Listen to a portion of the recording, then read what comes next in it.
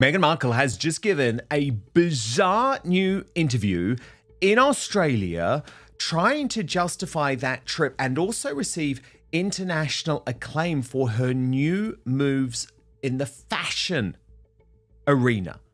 But for me, this was totally bizarre.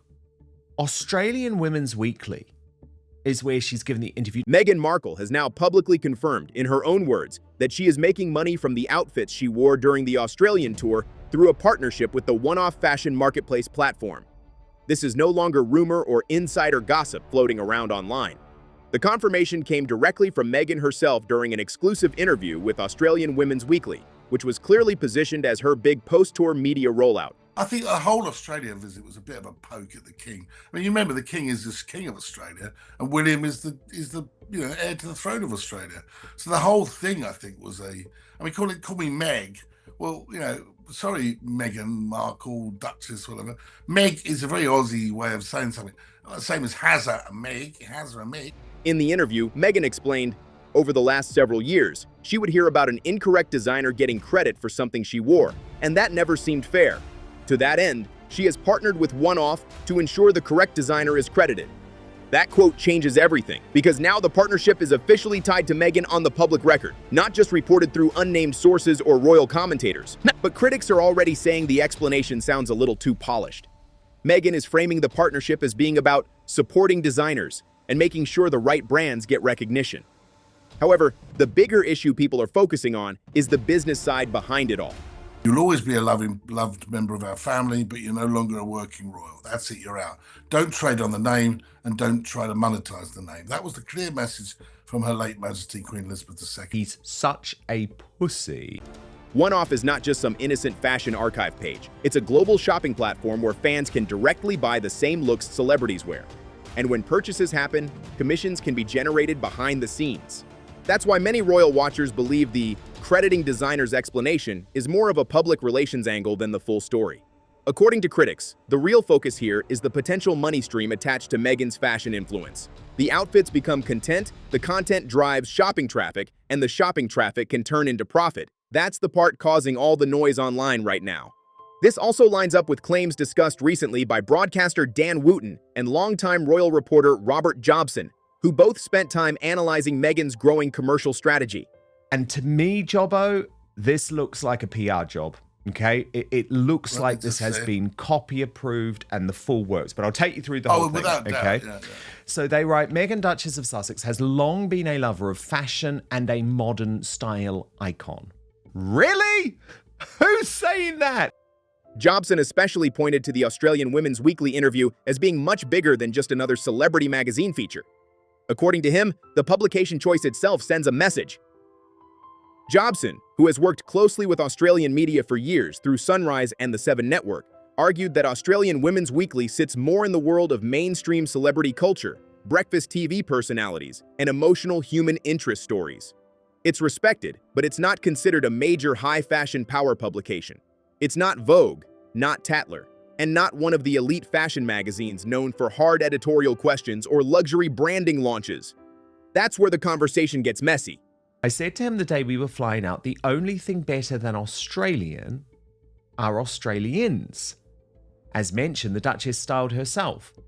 She reiterates that it was important for her to wear Australian designers on her recent trip. I love being able to wear local designers and celebrate the craftsmanship that's happening in whatever region I'm traveling to.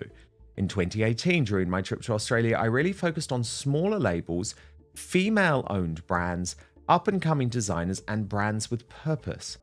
Critics believe the fact Meghan chose Australian Women's Weekly instead of a major fashion outlet could suggest that bigger fashion publications either were not interested in pushing this partnership heavily, or that her team preferred a softer interview environment where tougher questions about commissions and commercial deals would never really come up. Some commentators even believe the interview appeared heavily controlled from Meghan's side. The language throughout the article felt extremely polished, carefully structured, and unusually protective. That's why people are speculating the feature may have operated under very strict approval conditions behind the scenes. Then there's the whole "call me Meg" angle, which sparked another wave of reactions online. You see where we're getting to? She's trying to justify selling her outfits, okay? To that end, Meghan, the Duchess of Sussex, has partnered with One-Off to ensure the correct designers are credited. So it's nothing to do with her making money. Nothing to do with her making money at all. Of course not. One offers a global fashion marketplace. It allows participants like Meghan to share their looks and properly credit the designers. It also enables fans of the looks to purchase the items themselves.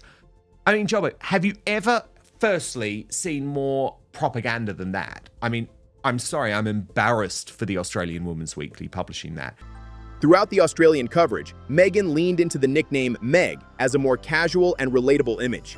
According to Jobson, this was likely meant to create a friendly, down-to-earth connection with the Australian public by using a more relaxed Aussie-style nickname. But critics immediately pointed out what they see as a contradiction. They argue that Meghan presents herself very differently depending on the audience she's speaking to. In Australia, it's "Call me Meg," but in more formal American events and institutional settings, critics claim the full title Duchess of Sussex is still regularly announced and emphasized by staff and event organizers. That contrast has now become another major talking point surrounding Meghan's public image strategy. Some people see it as smart branding and adaptability. Others see it as carefully managed image switching depending on what works best for the crowd in front of her at the time. And this is where critics say the real pattern starts becoming impossible to ignore. But also for her status, let's be honest, it's not even UK Vogue. It's not Tatler. This is women's. This is Australian women's week. It's just not where you do it. So it just shows you just how far she's come down. This is a woman that with her husband wants to monetarize the royal family. This is why they're where they are, because they didn't want to play the game as it should be played. They wanted to do it their own way, and they wanted to make cheap bucks along the way. Well, that's what they're doing, and this is where they've come to. According to royal commentators, Meghan's public image seems to shift depending on what benefits her the most in the moment. The royal title gets emphasized when it adds status, influence, or commercial value, while the more casual Meg image appears when she wants to seem relatable and down to earth. That contrast is exactly what has people debating whether the branding feels authentic or carefully calculated for maximum impact. The interview itself also raised eyebrows because so much of it reads less like traditional journalism and more like polished promotional content. Fashion is presented almost like cultural commentary, but critics argue the tone becomes so flattering at times that it barely feels independent.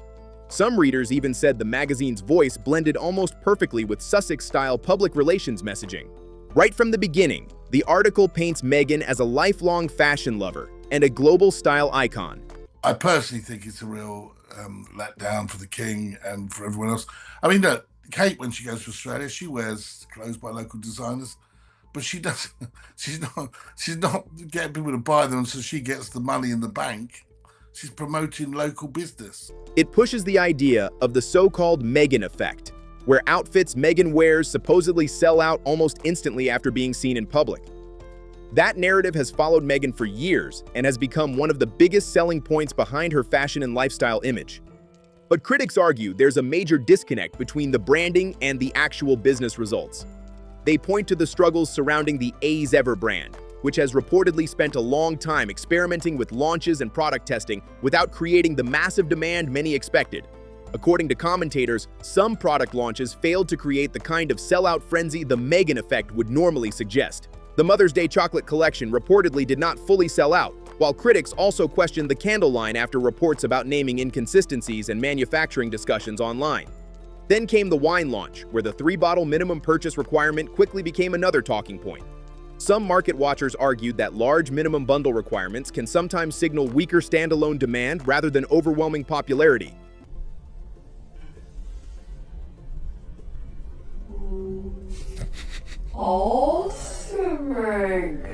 This a little bit lighter. And it's like, for someone who's meant to be an actress, Joe, it's just like, come on, just give it up. Just be yourself. You know? She didn't like it. She wanted to spit it out. She didn't like that, you know. Eileen, it was warm.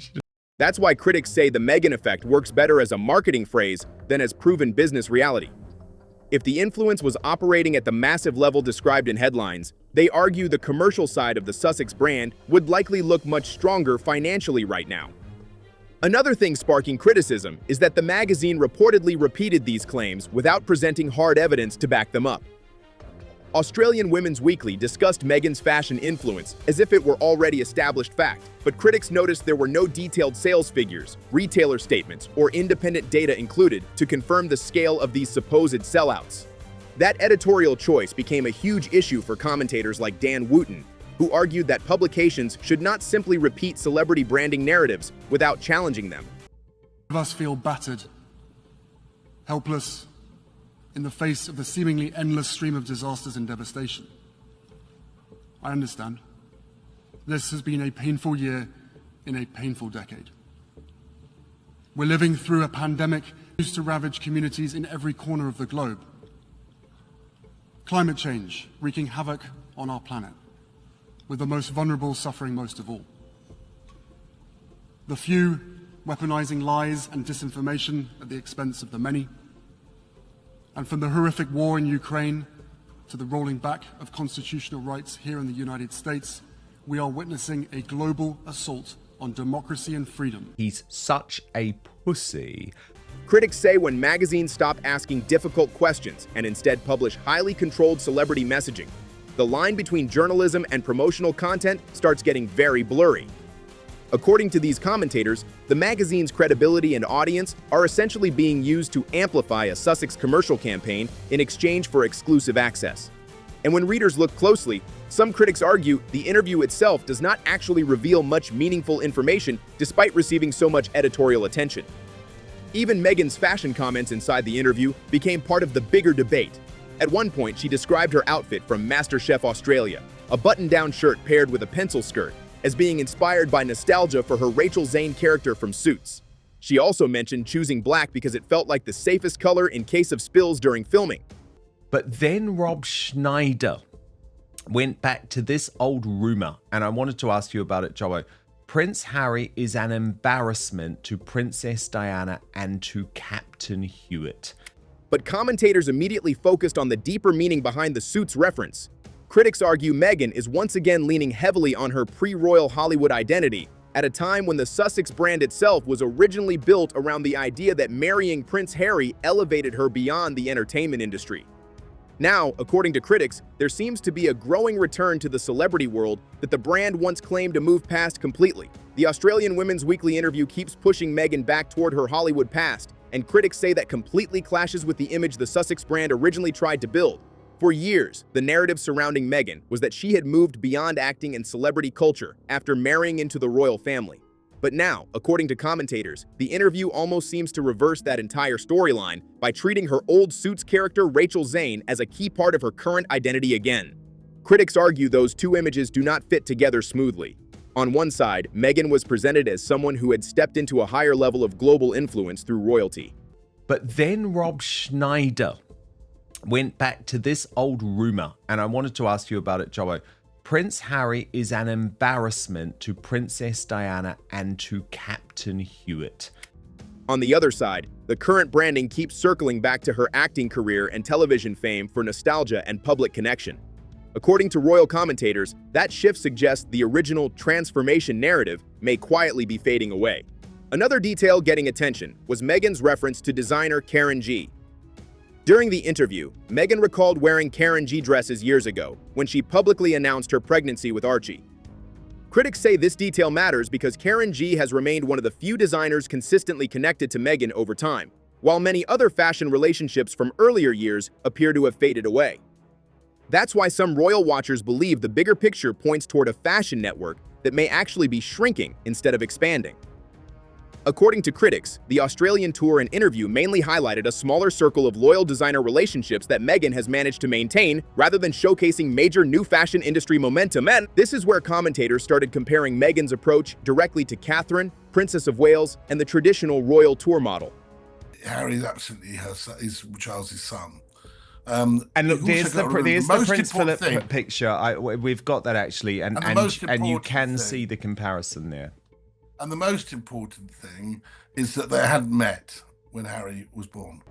Critics point out that when Catherine travels internationally on royal tours, she often wears local designers as a cultural gesture to support businesses and spotlight the host country. But importantly, those appearances are not usually tied to commercial marketplace partnerships or direct monetization structures. According to commentators, the benefit in those traditional royal settings mainly goes toward diplomacy, visibility for local fashion, and institutional goodwill. But critics argue the Sussex partnership with One-Off changes the nature of the entire system because it introduces commercial shopping links and possible commission structures directly into the equation.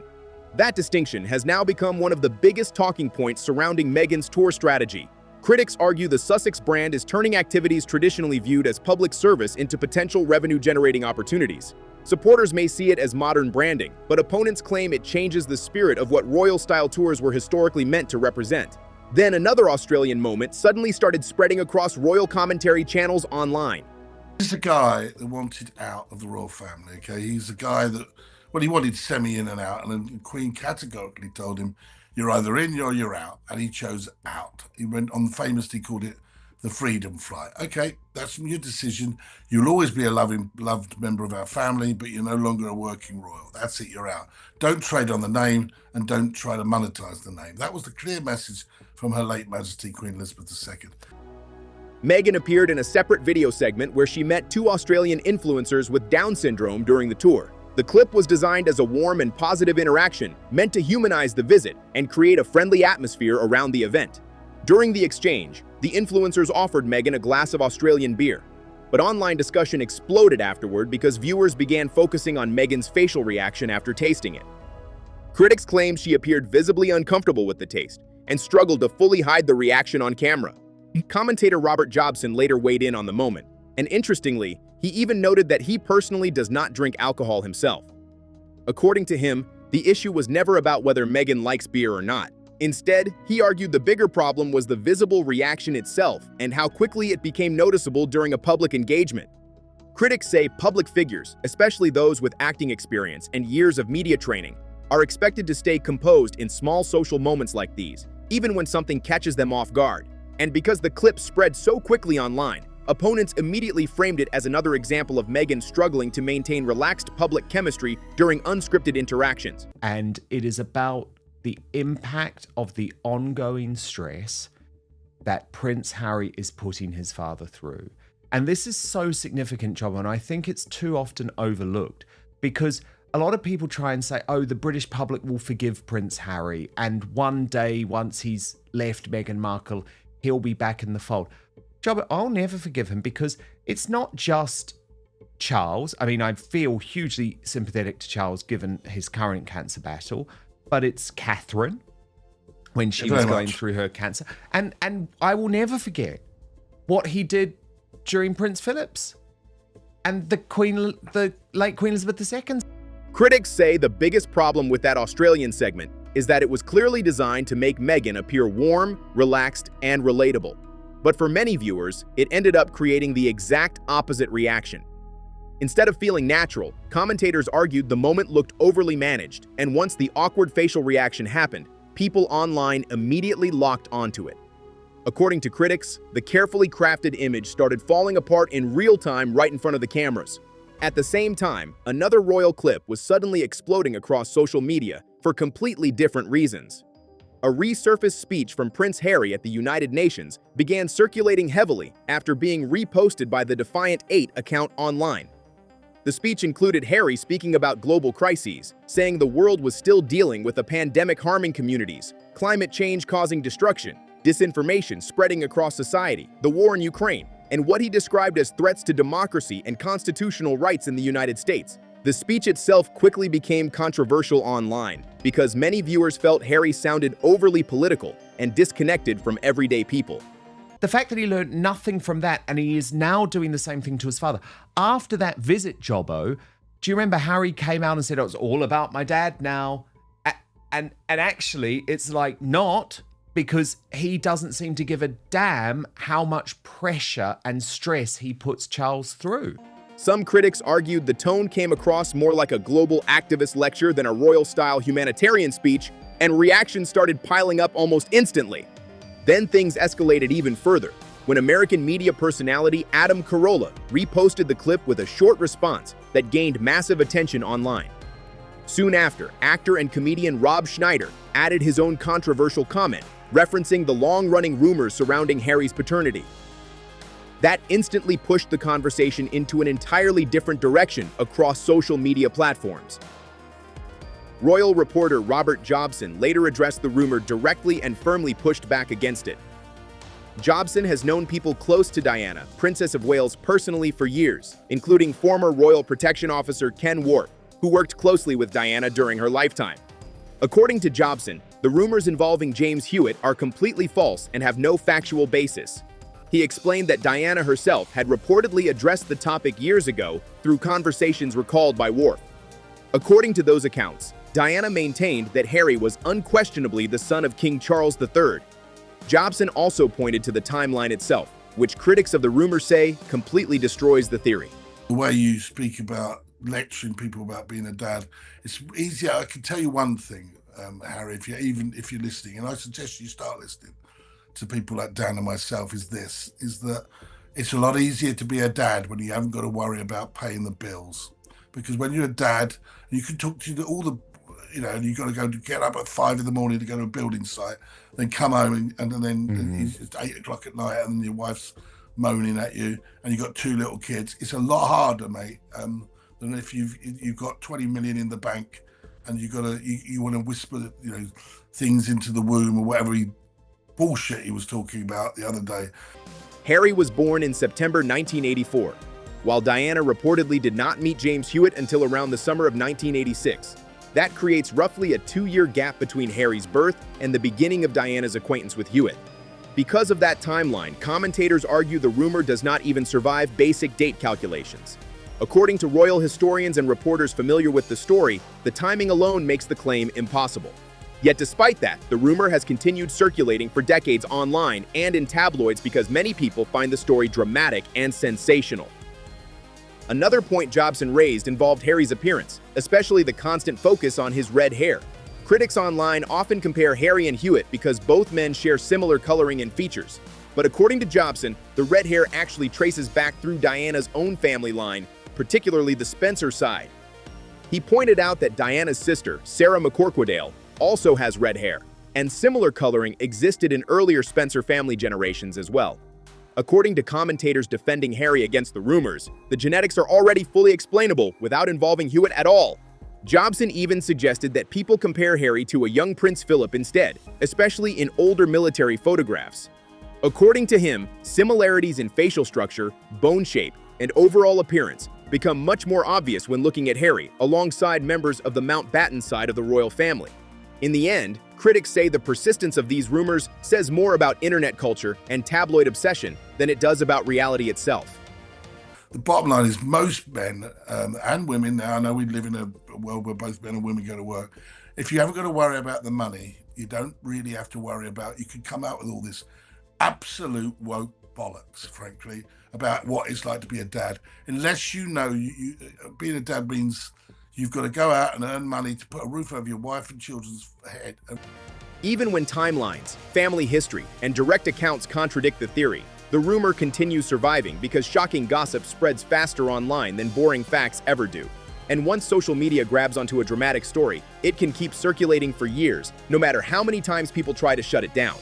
The reason the Hewitt rumor keeps surviving online is because, to many people, it creates a dramatic story that feels emotionally satisfying, even if the timeline does not support it.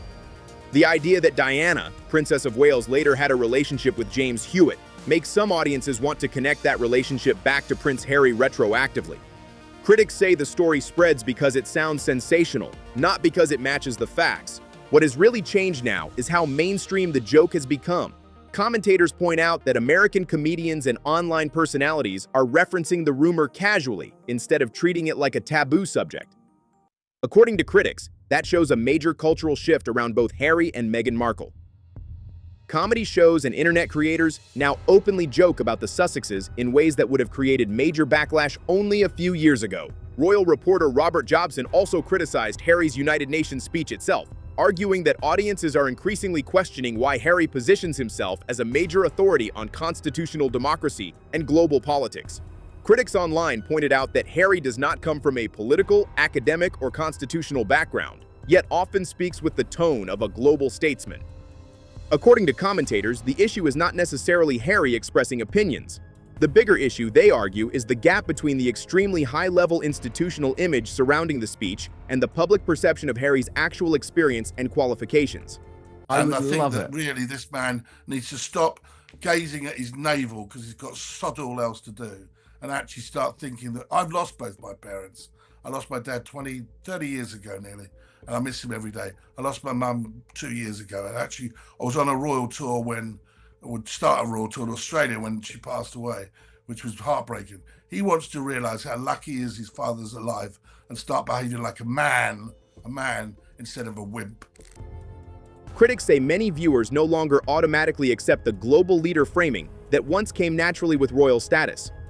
Jobson's argument was that Harry made a clear decision years ago when he and Meghan stepped away from royal duties.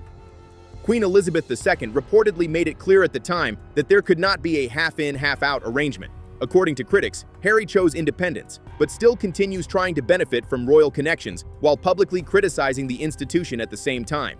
That contradiction, critics argue, has become harder for audiences to ignore. Harry often presents himself as independent from the monarchy, yet still speaks from a position many people associate with royal authority and influence. According to commentators, viewers now recognize that tension much more clearly than before. The emotional side of the story has also become part of the conversation. Critics point out that King Charles III is currently dealing with treatment, while Catherine, Princess of Wales, also faced serious health challenges during the period when Harry released Spare and continued discussing painful family conflicts publicly. Commentators have argued that the timing of these projects created enormous pressure on the royal family during already difficult periods. Critics say the combination of interviews, memoirs, media deals, and public accusations has added emotional strain at moments when senior royals were already facing personal health battles behind closed doors. According to Jobson, the long-term institutional damage from this ongoing conflict is very real. But beyond the monarchy itself, critics believe the personal impact on Charles as both a king and a father may be even more significant during a time when his main focus should be recovery and stability rather than non-stop public family drama. Robert Jobson also made the conversation personal by reflecting on losing his own mother during a royal tour in Australia. Because of that experience, he said he understands what it means to balance family pain with public duty. His message toward Prince Harry was simple but emotional. Harry's father is still alive, and critics believe he should value that relationship instead of continuing public battles while there is still time to repair things. Jobson also described Queen Camilla as taking on a strong protective role around King Charles III during his health struggles. According to commentators, Camilla has become the shield protecting the king from constant family drama, while the monarchy prepares for the future under William, Prince of Wales, and Catherine, Princess of Wales. Critics also argue that Harry's speeches about fatherhood and emotional struggles sometimes fail to connect with ordinary audiences because his life experience is very different from most working parents. Commentators point out that the average father is balancing bills, work pressure, and financial stress every single day, while Harry speaks from an extremely wealthy position without those same struggles.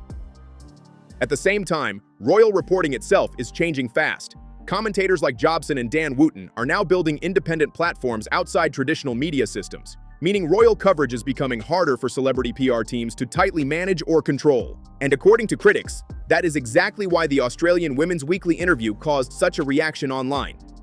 Many commentators believe Meghan's own words confirmed what royal critics have been saying for years, that the Sussex brand increasingly blends celebrity promotion, fashion marketing, and royal-style visibility into one commercial strategy. Supporters may call it modern branding, while critics see it as monetizing royal-style influence in a completely new way. If you enjoyed this breakdown, make sure to subscribe to Crown Clash for all the latest royal drama every single day. We upload fresh stories daily, so you never miss the biggest moments shaking up the royal family and beyond. Drop your thoughts in the comments, hit the like button, and stay tuned because this story is far from over.